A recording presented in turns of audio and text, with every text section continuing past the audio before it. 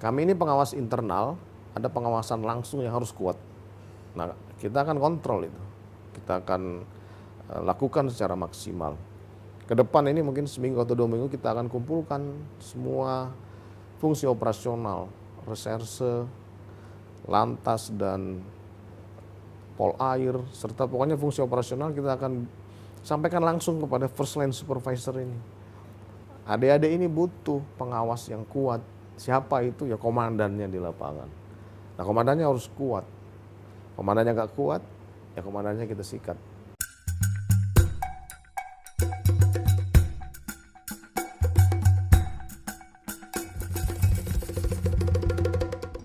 Halo, selamat siang, Vivanian. Saya sekarang berada di kantor Kepala Divisi Propam Polri, dan di sebelah kiri saya sekarang sedang ada Kepala Divisi Propam Polri, namanya Ferdi Sambo. Beliau pangkatnya Inspektur Jenderal Polisi, Jenderal Bintang 2, ya. Katanya termuda ya. Jenderal Bintang termuda. Beliau ini kelahiran baru, Sulawesi Selatan, 9 Februari 1973. Ya. Lulusan Akademi Polisi, Akademi Kepolisian tahun 1994. Ya. Ya, usianya masih relatif muda ya. Ya. Masih 48 tahun. Tapi sebelum saya berbincang-bincang dengan sang jenderal, saya mau perkenalkan dulu ini profilnya ini. Saya mohon izin jenderal, saya kemarin mempelajari profil jenderal. Sebagian besar karir jenderal itu dari reserse, dari bawah semuanya reserse sampai atas reserse semua. Kalau mau diurut prestasinya sebenarnya banyak. Cuman saya kemarin catat di antaranya bisa dibilang paling besar ya, yang membongkar jaringan teroris bom bunuh diri di kawasan Sarinah, Tamrin tahun 2016. Waktu itu beliau menjabat Wakil Direktur Reserse Kriminal Polda Metro Jaya. Berikutnya menjabat Kepala Subdirektorat 4 Direktorat Tindak Pidana Umum Bareskrim Polri. Kemudian berikutnya menjabat Direktur Tindak Pidana Umum Bareskrim Polri. Di antaranya yang tercatat adalah paling besar adalah mengungkap kasus perdagangan ribuan orang ke Timur Tengah, di antaranya Maroko, Arab Saudi, Suriah, dan Turki, dan seterusnya. Kemudian ini yang paling menyita perhatian publik adalah penangkapan buronan Joko Chandra, ditangkap di Malaysia tahun 2020. Setelah itu menangani kasus kebakaran gedung Kejaksaan Agung di Jakarta tahun 2020. Kemudian pengusutan skandal pelarian Joko Chandra yang waktu itu melibatkan beberapa petinggi Polri ya. Sejak tahun 2020, November 2020, beliau diangkat menjadi Kepala Divisi Profesi dan Pengamanan Polri. Terima kasih. Saya senang sekali berkesempatan mewawancarai beliau di ruangannya yang ya seperti inilah, nanti bisa dilihat sendiri. Seperti saya bilang tadi, Anda ini dari muda itu karirnya di bidang reserse. Kemudian sekarang diamanati jabatan sebagai Kepala Divisi Profesi dan Pengamanan Polri. Divisi ini enggak sementereng misalnya Bareskrim ya, Jenderal ya. Yang di luar sana kok kelihatannya garang, sangar gitu ya, tukang nangkep orang gitu ya, Jenderal ya. Kemudian enggak sementereng juga Korlantas yang katanya yang konon banyak duitnya karena berhubungan dengan lalu lintas. Kemudian juga nggak begitu populer seperti Divisi Humas yang hampir tiap hari berurusan dengan wartawan, dengan pers ya, Jenderal ya. Nah, sementara latar belakang Anda ini reserse. Gitu. Anda bisa apa di divisi ini? Silakan. Terima kasih Mas. Jadi tepatnya 360 hari saya menjabat sebagai Kepala Divisi Profesi Pengamanan Polri. Pada saat ditunjuk oleh Bapak Kapolri untuk menduduki posisi Kepala Divisi Propam ini, memang latar belakang karir saya ini 26 tahun di reserse. Kemudian pernah 2 kali menjabat Kapolres di Jawa Tengah. pada saat masuk memimpin divisi ini, saya kemudian mempelajari dan melihat tugas, wewenang, dan tanggung jawab dari divisi Propam. Setelah saya analisa, kemudian saya pelajari, saya melihat bahwa justru divisi Propam ini adalah yang menjadi brand ambasador Polri. Kenapa? Karena divisi Propam ini motonya itu garda terdepan penjaga citra Polri dan benteng terakhir pencari keadilan. Artinya bahwa divisi Propam ini paling depan di seluruh satuan kerja Polri untuk menjaga citra Polri. Kemudian divisi Propam ini juga menjadi garda benteng terakhir pencari keadilan. Jadi saya kemudian memberikan penjelasan kepada anggota bahwa divisi Propam ini sama dengan satuan kerja lain. Justru harus melebihi mereka. Bagaimana kami bisa menjadi garda terdepan dan menjaga citra Polri kalau Propam sendiri tidak bisa menjaga citra Propam itu. Dan bagaimana kemudian Propam ini bisa menjadi benteng terakhir pencari keadilan kalau Propam ini kemudian tidak melakukan hal-hal yang baik. Nah, dari situlah kemudian saya mengambil beberapa kebijakan di divisi Propam ini. Yang pertama, orang-orang yang masuk ke divisi Propam ini harus memiliki integritas, harus memiliki kompetensi, dan komitmen serta loyalitas kepada institusi. Karena ya tadi, garda terdepan dan benteng terakhir. Nah, itulah yang kemudian saya sampaikan, mungkin di luar ini belum populer karena kami menangani pelanggaran-pelanggaran internal, tapi justru divisi inilah yang kemudian yang paling depan untuk menjaga citra Polri dan benteng terakhir untuk orang-orang yang mencari keadilan. Nah, dari situlah kemudian saya sampaikan, memberikan semangat, spirit kepada anggota-anggota bahwa kita harus terus bisa menjadi garda terdepan. Kita harus mulai dari diri sendiri, ucapan, pikiran, dan perbuatan harus melebihi polisi-polisi yang lain. Harus bisa memberikan contoh. Makanya setelah banyak peristiwa-peristiwa yang kemudian viral itu, saya sampaikan kepada anggota divisi Propam dan Polda jajaran, tidak ada satu orang anggota Propam pun yang melakukan pelanggaran. Karena kita harus jadi contoh. Bagaimana kita akan menindak, menegakkan disiplin ke dalam kalau anggota Propam ini kemudian tidak berdisiplin lebih dahulu. Nah, jadi kalau misalnya disampaikan tadi oleh Mas bahwa divisi Propam ini tidak terkenal, ya mungkin karena kami melakukan penegakan hukum internal dan tidak terekspos gitu loh. Kita akan memperbaiki. Jadi kalau divisi Propam baik dalam menegakkan hukum internal, maka keluarnya juga pasti baik. Demikian mungkin, Mas. Baik, Jenderal. Itu pernyataan normatifnya ya, Jenderal. Iya. Tapi kenyataannya ya masih banyak juga pelanggaran yang dilakukan oleh anggota polisi. Iya. Saya mau flashback dulu, Jenderal ya. Apa itu? Komitmen Polri untuk mereformasi diri yang dicanangkan sejak tahun 98 ya. Sudah 23 tahun ya. Dicanangkan polisi mau mereformasi diri gitu. Tapi saya lihat dan publik bisa ngelihat sampai sekarang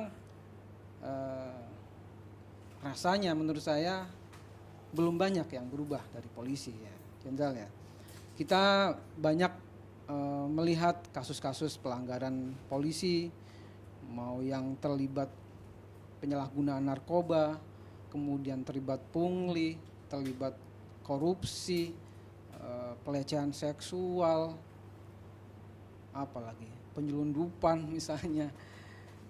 Itu kasus-kasus yang lama yang udah ada sejak puluhan tahun lalu, ya. Tapi sampai sekarang masih ada. Nah, apa langkah Jenderal untuk mewujudkan komitmen reformasi Polri itu agar polisi menjadi lebih profesional, lebih humanis. Ya.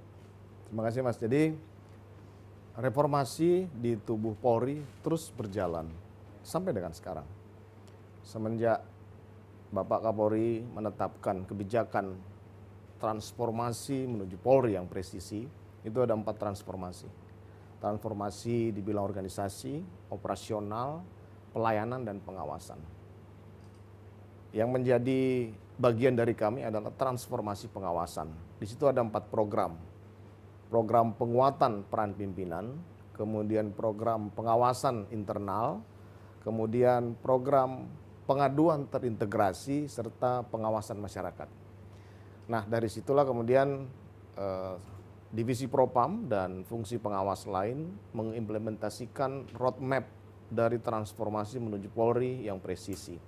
Nah, kalau tadi Mas mengatakan bahwa jumlah ataupun kejadian-kejadian yang terjadi yang viral di 1 bulan ini kemudian terus bertambah, kami bisa menyampaikan beberapa data kepada Mas bahwa di tahun 2020 memang angka pelanggaran disiplin, kode etik, dan pidana yang dilakukan oleh anggota Polri ini memang meningkat cukup signifikan. 50, 60, ada yang 100%. Nah, namun perlu juga dicatat dan data akan kami berikan kepada Mas bahwa di tahun 2021 ini secara kuantitas ini justru menurun. Pelanggaran kode etik menurun, pelanggaran disiplin menurun, dan pelanggaran pidana oleh anggota. Ini kita based on data. Jadi semuanya data kita kumpulkan di seluruh Indonesia. Nah, mungkin kemudian bertanya, kenapa masih banyak viral? Secara kuantitas memang jumlahnya menurun dengan beberapa strategi nanti akan saya jelaskan, tapi mungkin secara kualitas ini mengalami peningkatan karena kita kan di era disruption, teknologi yang sangat mudah diakses oleh siapa saja. Itulah kemudian menjadi tantangan dan masukan kepada kami di internal ini untuk membuka diri. Kalau ada peristiwa-peristiwa tersebut, kami juga sudah melaksanakan beberapa program untuk mempercepat proses pelaporan itu melalui beberapa aplikasi yang sudah ada dan bisa di-download oleh Mas. Ada namanya program Propam Presisi, itu di Android dan Apple itu bisa kita download sehingga cepat. Jadi sebenarnya tidak perlu di-upload di sosial media, itu bisa langsung dilaporkan kepada kami. Kita akan tindak lanjuti secara maksimal. Jadi kalau pelanggaran itu ada dari dulu memang ada, makanya implementasi dari program transformasi menuju Polri yang presisi dengan transformasi pengawasan yang menjadi bidang tugas kami sebagai salah satu pengawas internal, itu kemudian bekerjasama dengan akademisi, membuat kajian, menganalisis kenapa sih anggota-anggota ini melakukan pelanggaran. Nah, dari situ kemudian muncullah beberapa hasil penelitian. Ada beberapa penyebab dari faktor individu anggota itu sendiri dan faktor organisasi. Nah, dari situlah kemudian kita menyusun beberapa upaya yang kemudian menyebabkan turunnya angka pelanggaran ini sebenarnya.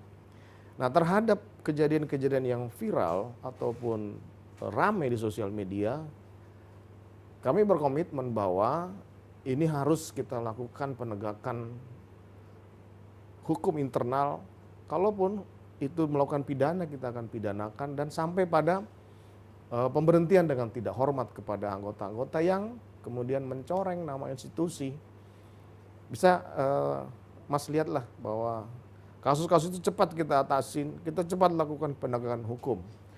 Strategi yang kita gunakan, yang kita laksanakan di Divisi Propam itu ada 4 strategi. Preemptif. Kita lakukan upaya-upaya preemptif. Itu terkait dengan bagaimana kemudian memunculkan atau meningkatkan kapabilitas anggota. Sehingga kalau anggota itu memiliki pengetahuan dan kemampuan yang bagus, dia tidak akan mungkin melanggar prosedur gitu. Kita lakukan upaya-upaya preventif, membuat SOP-SOP, kemudian mensosialisasikan kepada mereka. Kemudian upaya represif atau penegakan hukum internal secara keras dan tegas kepada anggota-anggota yang melanggar. Kemudian juga kita melakukan kerjasama dengan pengawas eksternal dan masyarakat untuk bisa membantu kita memperbaiki anggota-anggota yang masih ada melakukan pelanggaran yang kemudian mencoreng citra Polri gitu Mas. Jadi kalau secara kualitas mungkin di sebulan terakhir ini ya itu karena era disruption ini, digital disruption yang kemudian membuat orang semua mudah mengakses Mas. Tapi kita juga melakukan upaya-upaya untuk mendahului pelaporan dan viral itu dengan melaksanakan operasi cyber patrol terhadap perilaku-perilaku anggota. Jadi kalau ini memang ada yang muncul itu berarti bukan lepas dari pantauan tapi mungkin keburu viral. Sebenarnya banyak. Saya sudah perintahkan seluruh Polda untuk melakukan itu sehingga kalau ada terkait dengan perilaku anggota, terkait dengan masyarakat yang merasa dirugikan, kita harus cepat ambil alih, kemudian kita cepat lakukan penegakan hukum secara internal kalau memang anggota itu melakukan kesalahan. Mungkin demikian Mas. Baik Jenderal, maksud saya tadi sebenarnya mengarah pada saya sebenarnya ada pertanyaan lebih dalam lagi tentang jumlah pelanggaran itu ya. Oke. Tapi maksud saya ini masalah citra polisi yang sudah puluhan tahun dikumandangkan reformasi Polri, tapi masyarakat masih menganggap polisi belum banyak berubah gitu. Bahkan sekarang muncul tagar, mohon maaf ya Jenderal ya, tagar percuma lapor polisi. Jenderal pasti tahu itu. Gitu. Bukan berarti polisi semuanya buruk ya Jenderal ya. Saya juga kalau ada apa-apa juga lapornya sama polisi. Ada kehilangan, ada kejahatan apa, saya juga lapor polisi. Cuman tagar ini mencerminkan pandangan publik ya Jenderal, pandangan masyarakat bahwa polisi belum banyak berubah gitu loh. Benar nggak? Kalau saya sampaikan bahwa ini merupakan bagian dari otokritik yang harus kita terima gitu loh. Kalau masalah berubah, saya yakin banyak perubahan lah. Mulai dari sistem penerimaan, bisa dilihat lah bagaimana kemudian sistem ini dibuat untuk bisa menjaring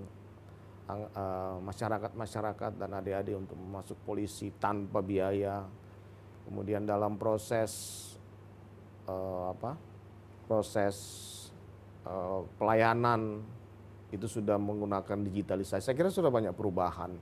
Nah, kalau dalam perubahan itu kemudian masih ada kekurangan-kekurangan, itu adalah bagian yang harus kita terima sebagai koreksi untuk lebih baik ke depan. Jadi kalau misalnya bahwa tidak ada berubah, saya pikir sih tidak seperti itu. Karena sudah banyak sekali sih saya lihat perubahan bagaimana kemudian adik-adik di wilayah atau di daerah-daerah ini masuk tanpa uang, bisa jadi polisi, kemudian bisa mengembangkan karir, kemudian bisa menerima pelayanan atau mendapatkan pelayanan dengan akses online. Saya kira sudah banyak kemajuan lah. Saya dulu dinas pertama di tahun 95 enggak seperti ini. Dulu kita masih harus bayar dulu baru menerima laporan, sekarang sudah nggak bisa. Sudah era keterbukaan, sudah susah. Nah, kalau dalam proses ini masih ada polisi-polisi yang tidak mau berubah, nah itu menjadi urusan saya. Artinya dia tidak mengikuti perkembangan teknologi dan perkembangan zaman. Hiduplah pada zamannya gitu loh. Nah, kalau ini ya tugas kami dan Bid Propam di wilayah.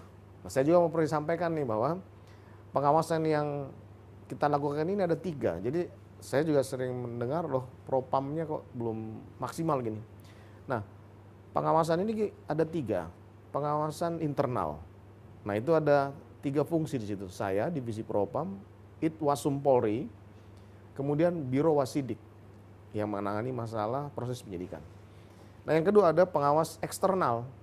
Komnas HAM, Kompolnas, Ombudsman, dan masyarakat itu sendiri, serta NGO atau LSM.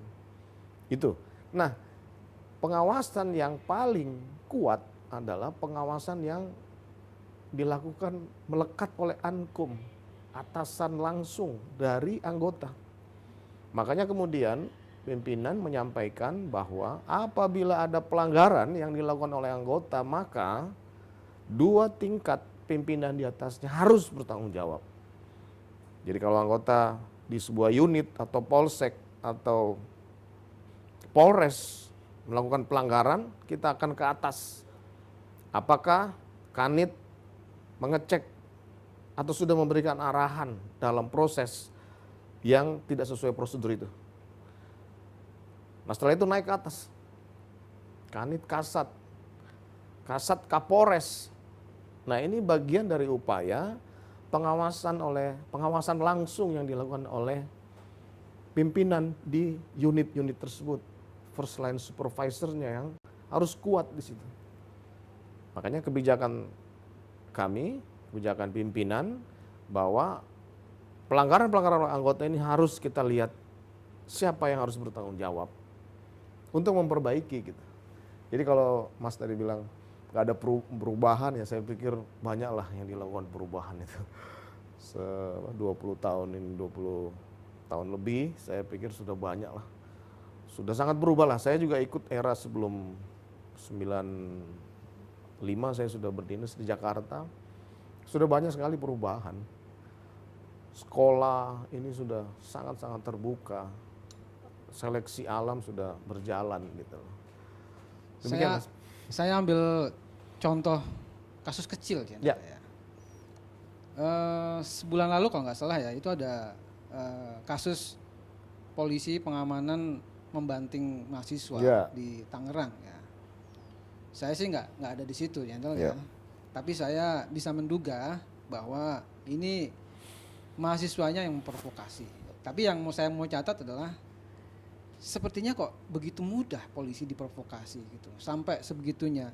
Saya pernah sih berurusan dengan polisi waktu demonstrasi gitu, cuman nggak sampai di smackdown begitu jadi. Nah, maksud saya begini, itu diprovokasi begitu aja udah nggak bisa menahan diri. Bagaimana dengan godaan-godaan yang lain, misalnya godaan uang dan lain-lain gitu. Gimana gitu? Apakah yang pengamanan gitu nggak dilatih untuk pengendalian diri, mau diprovokasi kayak gimana tenang gitu?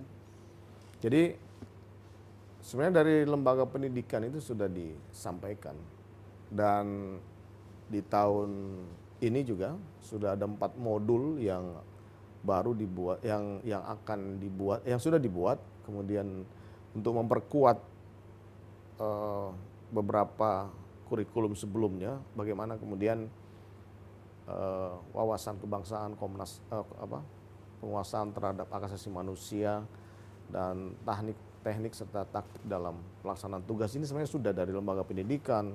Kemudian dia masuk ke fungsi ini sudah ada, sudah dilatihkan. Kemudian bagaimana kemudian pelaksanaan tugasnya juga ini sebenarnya sudah maksimal kita lakukan. Nah terkait dengan kejadian itu ya pastinya komandan lapangan harus bertanggung jawab. Yang tadi saya bilang, pengawasan melekat oleh atasan langsung di lokasi. Kalau atasan langsungnya itu melakukan upaya-upaya maksimal dalam mengontrol, saya yakin tidak akan terjadi. Makanya kita naikkan ke atas. Siapa penanggung jawab lapangan, siapa yang bertanggung jawab terhadap peristiwa-peristiwa itu. Nah ini memang masukan kepada kita. Saya sudah sampaikan bahwa semua sudah kita latihkan, semua sudah ada di kurikulum.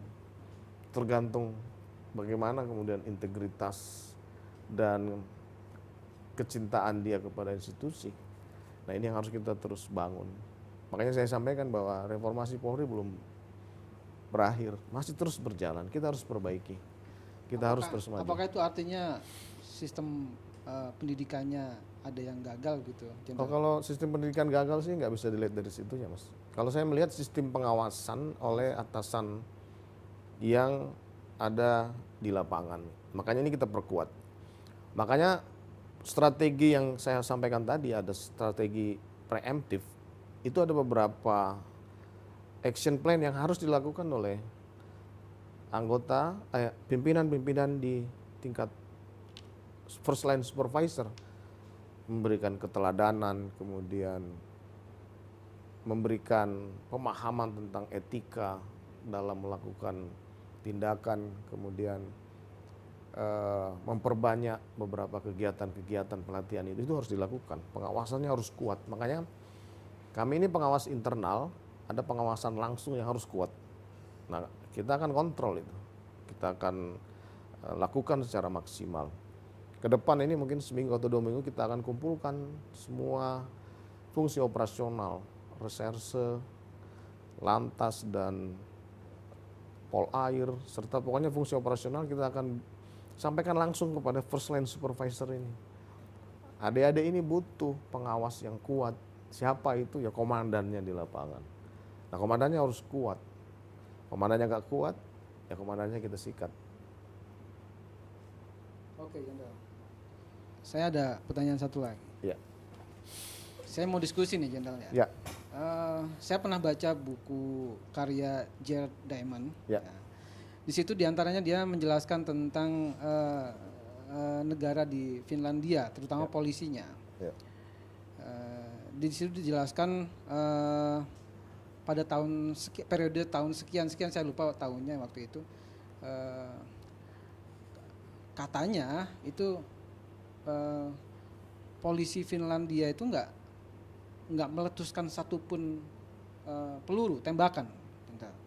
Saya nggak tahu ini benar apa enggak, gitu ya. Tapi seandainya memang benar, itu bisa menunjukkan bahwa kepolisian di sana lebih mengutamakan pendekatan persuasif, bukan pendekatan represif atau otot, gitu ya. Memang nggak bisa dibandingkan dengan di Indonesia yang negara besar ya. Tapi mungkin kita bisa mencontoh pendekatan-pendekatan seperti itu. Tapi saya lihat kalau di Indonesia sepertinya, mohon dikoreksi ya Jenderal ya, sepertinya polisi di sini masih suka menghambur-hamburkan peluru ya Jenderal ya. Ya, kan harus dilihat gitu ya, harus kasuistis. Kalau kita lihat bagaimana, kan sudah ada SOP-nya ini. Kapan dia harus mengeluarkan tembakan, kapan dia harus melakukan tindakan-tindakan terhadap pelaku anarkis, itu sudah ada tahapannya, ada perkapnya itu.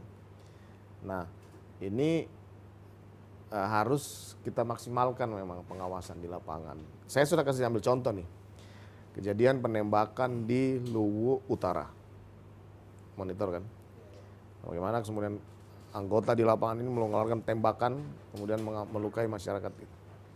Nah, kita proses semua, copot kapolresnya, kasatnya copot gitu. Kenapa? Karena dia tidak melakukan pengawasan. Proses penegakan hukum secara keras ini sudah ada aturannya dia. Kapan dia harus nembak peringatan, kapan harus ini. Nah, salah satu strategi kita juga dalam upaya preventif ini adalah melaksanakan atau memaksimalkan tes psikologi pada fungsi-fungsi operasional. Bagaimana kemudian seluruh satuan kerja atau pimpinannya ini mengecek secara rutin kepemilikan senjata oleh anggota. Ini kita lakukan secara rutin. Rutin itu tiap apa ya? Tiap bulan, sebulan sekali, karena itu berlakunya 6 bulan. Kalau misalnya surat senjatanya mati, tidak lulus tes, kita cabut pasti. Ini kita akan lakukan dan rutin kita lakukan gitu loh. Sehingga kita bisa minimalkan yang seperti itu, karena ini kan saya sampaikan perilaku dari anggota. Jadi kalau sudah kita maksimalkan ini, minimal upaya pencegahan secara dini bisa kita lakukan, sehingga yang Mas tadi sampaikan, main nembak-nembak itu tidak bisa terjadi lagi gitu loh. Kita akan terus melakukan itu, Mas. Saya mau ambil contoh kasus yang terkenal gitu. Apa itu? Yang di kilometer 50 itu. Oh iya.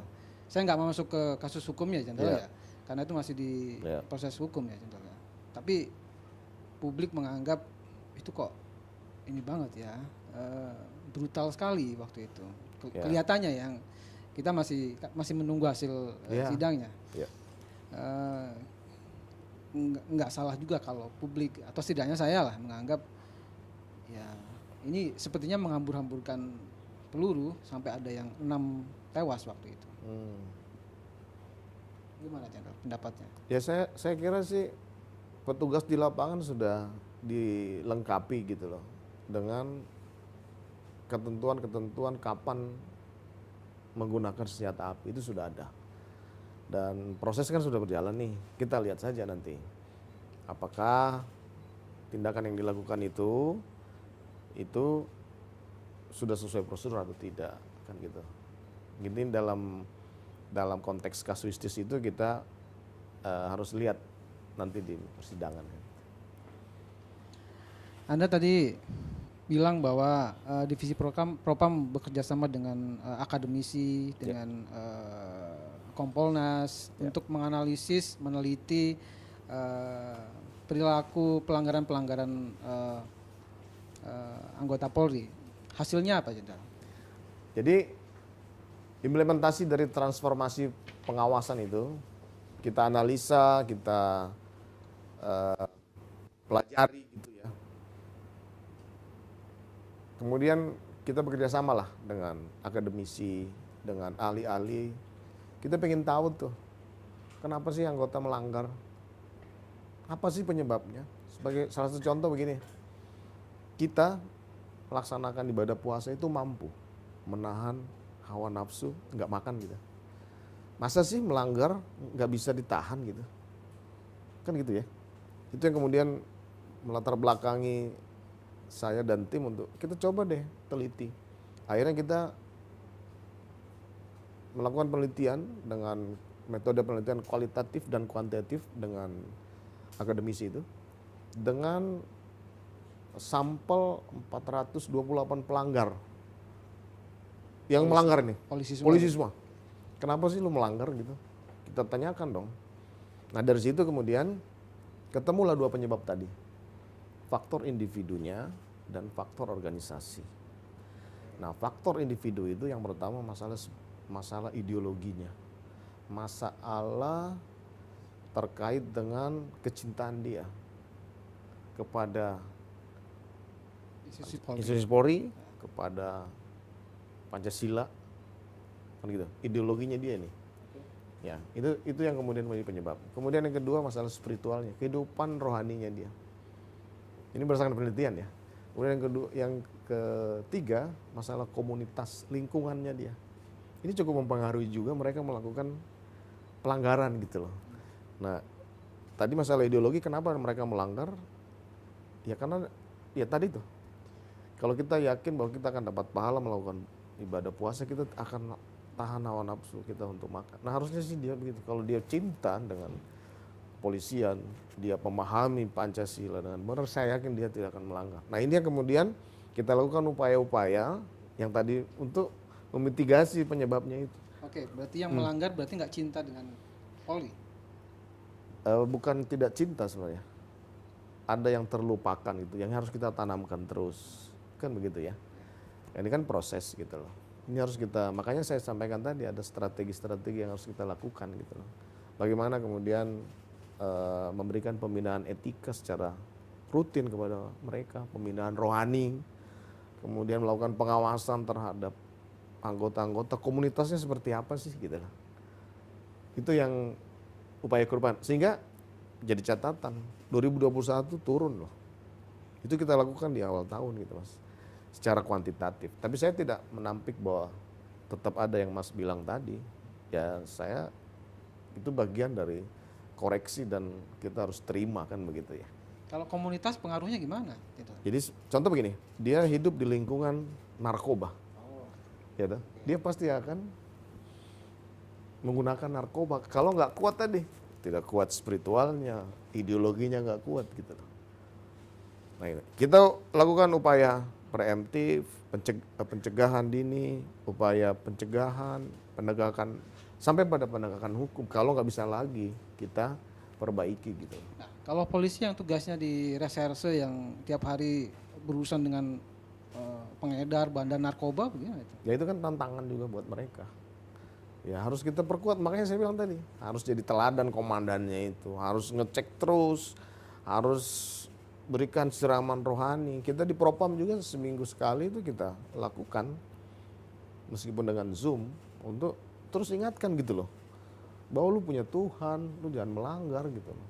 Lu punya polisi nih, polisi sudah berikan kamu penghargaan, kewenangan, kau jangan sia-siakan gitu loh. Itu sepertinya tindakan yang apa ya, bergantung sepenuhnya pada individu pimpinan. Makanya kan Pak Kapolri di acara Sesmim itu menyampaikan itu, keteladanan dan pengawasan yang kuat harus dimiliki oleh pimpinan-pimpinan di wilayah gitu loh.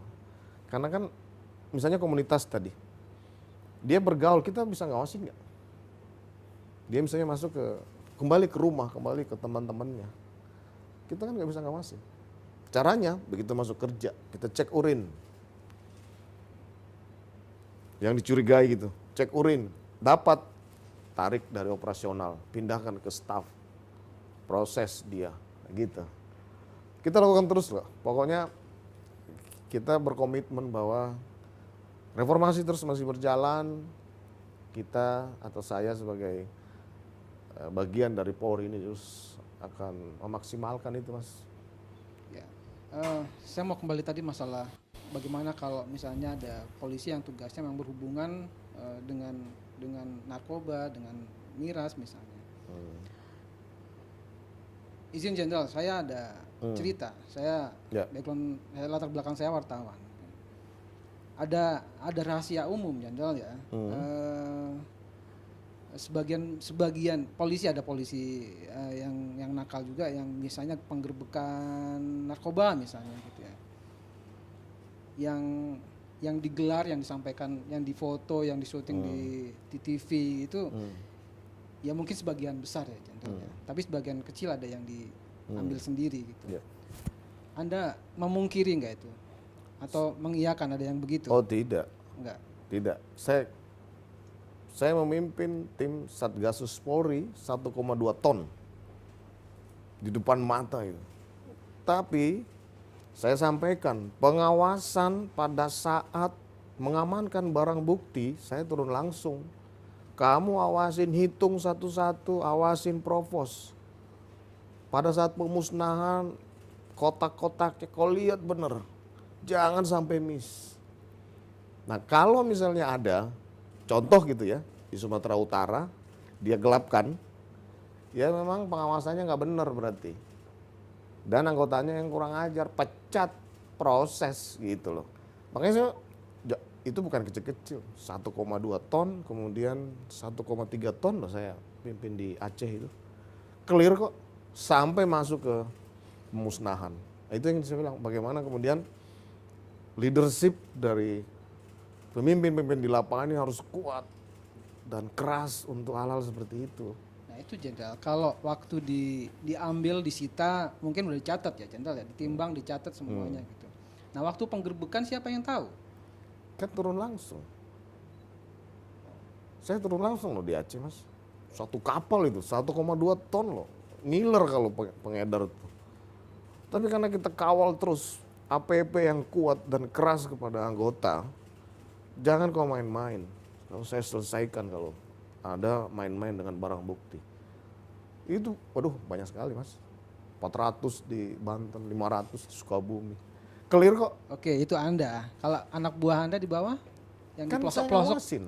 yang di pelosok-pelosok bagaimana? Nah Dijamin? kalau yang di pelosok, yang saya bilang tadi makanya harus kuat dari komandan-komandan lapangannya.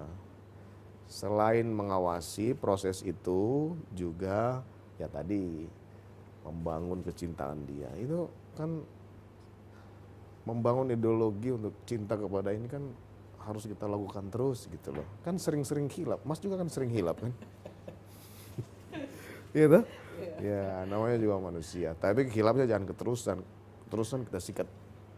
Ya itu Jenderal. Ya. Sebenarnya masih ada Ya, ada. anggapan seperti itu dan kenyataannya memang masih ada sebenarnya. Saya lihat sih dari laporan kita hanya sebagian kecil lah, nggak terlalu banyak itu. Saya bisa, kan di sini semua pelaporan lengkap ya.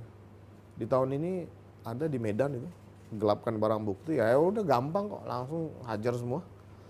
Yang lain juga clear kok. Ya terhadap polisi-polisi nakal yang seperti itu, saya pastikan bahwa kita akan tegas dan keras untuk memecat yang bersangkutan. Jangankan itu, Kapolsek Astana Anyar saja, saya rekomendasikan PTDH. Kapolsek itu nangkap, make PTDH sama anggotanya. Jadi nggak usah ragu-ragu. Itu waktu itu barangnya beli apa ngambil dari barang bukti Jenderal? Kan Anda sudah tahu ceritanya seperti apa kan. Yang jelas proses sudah kita lakukan gitu. Oke. PTDH. Jenderal, saya tadi malam riset ya, tentang penurunan jumlah pelanggaran. Ya. Saya mencatat nih, Jenderal ya. Di antaranya nih satu, kasus polisi membanting mahasiswa di Tangerang. Kemudian pedagang di Medan dianiaya malah dijadiin tersangka. Kemudian polisi jadi maling mobil di Bandar Lampung. Ya. Kemudian Kapolsek di Bandung pesta narkoba. Kemudian polisi mencabuli istri tersangka di Deli Serdang. Kemudian Kapolres Nunukan menganiaya anak buah. Kemudian Kapolsek menyetubui anak tersangka. Kemudian polisi di Lombok Timur menembak temannya, rekan kerjanya. Kemudian polisi penyidik di KPK yang menerima suap. Kemudian menurut data BNPT sejak tahun 2010 ada 8 polisi terlibat terorisme. Ini data BNPT ya, Jenderal ya. Kemudian ada polisi terlibat skandal pelarian Joko Chandra. Kemudian penembakan di kilometer 50 dan masih banyak lagi sebetulnya. Ini saya sebutkan yang terkenal, yang viral-viral aja, Jenderal. Sementara Jenderal mengklaim jumlah penurunan pelanggaran itu menurun. Oke, itu data statistik ya, Jenderal. Ya. Tapi kenyataannya masih banyak, masih ribuan juga. Ya. Jadi begini, itu kejadian-kejadian viral itu kan memang kejadian yang ada gitu loh. Tidak menampik penurunan ini pun, penurunan itu ada juga gitu, tapi tidak viral gitu loh. Jadi kalau misalnya itu yang kemudian menjadi ukuran bahwa meningkat, ya meningkat dalam hal terkait dengan ekspos masyarakat gitu loh. Tapi kalau data kan seperti ini, saya nggak bisa bohongin ini data. Kita based on data gitu loh. Nah, secara kuantitas memang menurun, tapi kualitasnya karena era digital description itulah yang kemudian menjadi seperti sangat besar gitu loh. Tapi kan datanya seperti itu. Maling mobil sebelumnya juga ada, udah ditindak dan menjadi catatan buat Mas bahwa yang Anda sebutkan tadi ini semua sudah kita selesaikan. Ada lagi selesaikan lagi, hanya 0,01% dari jumlah personil kita, 400.000 itu, yang kayak begitu tadi tuh. Ya masa kita mau bela lagi yang seperti itu. Nah, tapi jadi catatan juga nih Mas, kita tidak hanya menghukum anggota yang melakukan pelanggaran. Pak Kapolri juga sudah memberikan reward, dan ternyata lebih banyak rewardnya daripada yang melanggar. 2.850 yang diberikan reward Mas. Ya terhadap yang seperti ini ya, siapa yang mau belain? Ayo, nyabulin istri, anak dari tersangka, ya pecat, mau dikasihanin? Ya enggak dong. Itu. Ya. Anda 3 kali saya catat itu menyebut ini dampak dari disruption era gitu. Saya mau pakai logika Jenderal nih. Artinya apakah kalau misalnya nggak ada disruption era, apakah berarti jumlah kasusnya menurun atau nggak ada? Maksudnya tidak viral gitu? Iya, tidak viral. Ya Pak, kan perkembangan teknologi informasi lah kemudian orang bisa mengupload semua, kita bisa melihat semua. Ya, artinya kalau nggak ada kalau nggak ada yang upload berarti kan nggak ada yang ngelapor. Kalau tidak itu saya sampaikan bahwa tidak seperti itu. Yang laporan juga banyak. Pengaduan masyarakat setelah kita buka aplikasi Propam Presisi ini meningkat 100%. Pengaduan banyak. Meningkat karena sudah menggunakan teknologi informasi. Laporan resmi. Kenapa laporan ini harus resmi? Karena kan ini menyangkut hidup anggota ini juga loh, perkembangan perjalanan karirnya. Makanya di aplikasi itu harus jelas identitasnya, sehingga nanti dalam proses menghukum dia atau tidak menghukum ini kita kuat gitu loh. Jadi kalau kita bukan kemudian karena era digital disruption ini kemudian viral banyak, enggak, kita juga nangani banyak kok Mas. Kita pecat juga banyak kok anggota. Tidak perlu viral-viral gitu. Kita tangani juga coba. Operasi tangkap tangan kita juga banyak kita lakukan. 34 kasus, 134 lebih anggota dengan barang bukti yang besar. Kita pukulin semua, pungli, reserse yang jebak-jebak, kita sikat semua Mas. Anda punya target, Jenderal. Apa itu? Target penurunan itu misalnya tahun sekian setidaknya harus turun sekian persen gitu. Kalau target sih tidak, tapi kita upaya maksimal untuk mitigasi, pencegahan, rutin terus lakukan ANEF tiap bulan, triwulan, semester, lakukan itu, sehingga nanti bisa tahu gitu naik turun nggak ini. Kalau misalnya 1 bulan kita ANEF, oh ternyata pelanggaran lalu lintas yang tinggi, kasih arahan, anggota diberitahu untuk berhati-hati dalam berkendara. Narkoba tinggi, langsung kita kumpulkan kasat narkoba gitu. Dalam setahun terakhir peningkatan tertinggi apa? Di bidang apa, Jenderal? Memang yang tinggi memang narkoba, tapi jauh dari tahun sebelumnya. Jauh dari tahun sebelumnya kalau saya lihat datanya. Bisa nanti Mas saya kasihkan. Jadi pelanggaran narkoba itu dari 652 orang itu turun menjadi 327. Kan turun. Kenapa? Tempat hiburan kita nggak boleh masuk. Tes urin rutin kepada fungsi-fungsi operasional. Kan begitu. Menempatkan anggota-anggota di lokasi-lokasi rawan narkoba. Turun. Gitu loh Mas. Nah kalau ada yang viral itu ya kan 1, 2. Itu efek pandemi juga mungkin. Ya mungkin.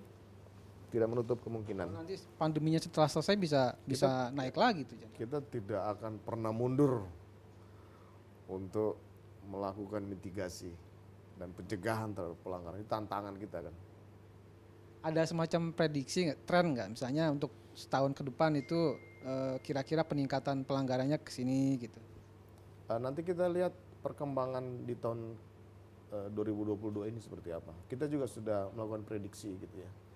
Di beberapa polda yang rawan itu pelanggarannya ini kita sudah punya. Jadi nanti di tahun 2022 ini kita sudah bisa monitor gitu. Sehingga kita perkuat. Misalnya di wilayah Medan, tinggi ketidakprofesionalan penyidik nanti. Itu kita benar? turun. Memang tinggi di situ? Kan bisa lihat nih, beberapa kasus viral gitu ya. Oh. Nah ini kan menjadi tantangan buat kita melakukan pembinaan, mengumpulkan sampai dengan kanit dan komandan-komandan wilayahnya, operasi-operasi kepada anggota yang menyimpang gitu. Kayak misalnya contoh di Luwu Timur itu, Jenderal. Ya. Yang kasus penyidikan kasus pencabulan ya, waktu sempat disebut pemerkosaan ya. Ya. Saya pernah pelajari itu. Menurut hasil riset saya, sepertinya memang ada kesalahan prosedur di Polres Luwu Timur, Jenderal ya. Jadi yang saya ingat waktu itu proses visumnya tidak dilakukan oleh yang sebagaimana mestinya terhadap korban waktu itu. Kemudian katanya ada pemeriksaan psikologis. Nah, saya dapati juga katanya yang memeriksa itu tidak punya kompetensi di bidang itu. Bagaimana itu, Jenderal? Itu kan sudah kita lakukan pemeriksaan kepada seluruh penyidik terkait dengan proses penanganannya. Dan ini sudah kita minta Propam Polda Sulsel untuk menangani beberapa kesalahan prosedur di sana. Nah, yang penting kan ke depan ini. Ada bukti baru yang diajukan, kita buka penyidikan baru terkait dengan bukti yang diberikan oleh korban. Kita kan gak usah mundur ke depan, ke belakang. Yang anggota yang salah prosedur ya kita sudah proses gitu. Tapi ke depan bagaimana mungkin lebih baik. Yang penting sebenarnya komunikasi gitu. Kalau saya lihat ya, kalau komunikasi yang baik antara penyidik dengan tersangka. Dengan korban ini bagus, pasti tidak akan seperti itu. Sehingga nanti semua bisa diakomodir gitu. Itu ada yang kurang bagus berarti komunikasinya. Ya mungkin komunikasinya di sana yang tidak maksimal dilakukan gitu loh, sehingga ada bukti-bukti hasil visum yang dilakukan di luar itu kan, yang kemudian tidak ditindaklanjuti. Kan harusnya sih ya bisa dilakukan gitu. Tapi kan yang penting ke depan sudah dibentuk tim baru dengan penyidik baru untuk mencoba menangani benar enggak ada peristiwa ini, dan kalau benar apa buktinya kan gitu. Sejauh ini gimana perkembangannya, Jenderal? Nanti bisa kita cek ke Polda Sulsel. Oke. Beberapa sebulan lalu kalau nggak salah, Jenderal ya, ada berita 2 polisi di Papua menjual amunisi ke kelompok kriminal bersenjata di Papua. Kok bisa, Jenderal? Ya itu tadi, perilaku kan. Sesederhana itu apa? Itu kan beberapa faktor pasti. Yang tadi saya bilang tadi. Faktor individunya mungkin. Organisasinya juga ada SOP-nya, bagaimana prosesnya. Nah, ya kita tidak bisa menampik itu memang ada. Ya kalau ada kita sikat saja lah. Terus yang lain kita perbaiki dengan pengawasan terhadap senjata api di sana gitu loh. Siapa nanti yang harus melakukan pengawasan secara maksimal gitu. Ya, bayangan saya sih, Jenderal ya, kalau sampai ada polisi yang berani menjual amunisi ke kelompok kriminal, sebenarnya sih bukan kriminal, Jenderal ya. Ada motif ideologi juga di situ ya, Jenderal ya. Iya. Artinya ada semacam relasi antara oknum ini dengan kelompok begitu. Ya kan komunitasnya. Komunitasnya berarti. Ya, itu kan udah ketemu dia penyebabnya komunitas. Bagaimana nanti mitigasinya ya tadi. Nah itu. Gitu. Yang penting ke depan jangan lagi ada yang seperti itu. Terhadap ini PTDH pidanakan. Coba-coba lagi pidanakan lagi. Masih banyak polisi baik. Ya kan? Ya. Kasus Irjen Napoleon, Jenderal. Itu kan Pras. udah, ya dengan Pras. Ya. Yang kasasinya udah ditolak. Gimana kelanjutannya? Ya. Jadi setelah kasasi Irjen Pol NB dan PU sudah selesai, kami sedang mengajukan ke Bapak Kapolri untuk membentukan sidang Komisi Kode Etik Profesi, sehingga nanti bisa kita segera lakukan persidangan terhadap yang bersangkutan setelah dibentuk sidang komisi oleh Pak Kapolri. Nanti surat perintahnya dari Pak Kapolri. Kapan itu kira-kira, Jenderal? Ini secepatnya, nanti kita lihat perkembangan, karena beliau kan juga di sini. Kita ngelihatnya kok agak lama, Jenderal. Enggak lah, kan baru terima putusannya. Karena yang menyidangkan ini kan harus satu tingkat di atas terduga pelanggar, jadi harus bintang 3. Saya juga pasti akan jadi ikut sidang komisinya gitu. Mengenai AKP Robin, mantan penyidik KPK, kan masih diproses di persidangan sana. Setelah itu kita akan proses juga kode etiknya. saya kira cukup wawancaranya, ngobrol-ngobrol santai dengan Inspektur Jenderal Verdi Sambo. Sebenarnya masih banyak hal yang perlu saya tanyakan, gitu ya. Cuman beliau agak sibuk sebenarnya, jadi waktunya terbatas, jadi ya mohon maaf gitu. Tapi terima kasih atas kesempatan berharganya Jenderal ya. Iya, Saya senang sekali bisa bertemu dengan Jenderal. Iya. Ini juga mungkin menjawab pertanyaan publik ya tentang yang viral-viral dalam beberapa bulan terakhir. Mudah-mudahan obrolan ini bisa menjawab keresahan publik ya, dan saya mendoakan, saya support Jenderal untuk memperbaiki institusi Polri dan mudah-mudahan cita-cita atau komitmen reformasi Polri itu bisa segera terwujud gitu ya, dan mudah-mudahan juga nggak ada lagi tagar percuma lapor polisi gitu ya, atau nanti diubah bagus lapor polisi gitu kan. Setuju. Baik, begitu Vivanian obrolan saya dengan Inspektur Jenderal Polisi Ferdy Sambo.